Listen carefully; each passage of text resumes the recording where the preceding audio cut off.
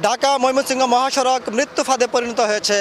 এরই মধ্যে এই মহাসড়কের বিভিন্ন অংশ দখল করে অবৈধভাবে বালু বাণিজ্য গড়ে তুলেছে একটি চক্র।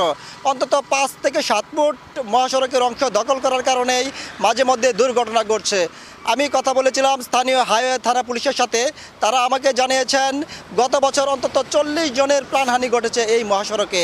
আর এই মহাসড়ক দিয়ে যারা চলাচল করেন যাত্রী এবং চালকরা, তারাও কিন্তু ভয় এবং আতঙ্ক নিয়ে চলাচল করেন। তারা আমাকে জানিয়েছেন যে তারা এখানে ঝুঁকি নিয়ে চলাচল করছেন, অথচ এই মহাসড়ক দখলমুক্ত করতে বালু সরাতে জোরালো কোনো পদক্ষেপই গ্রহণ করছেন না স্থানীয় প্রশাসন।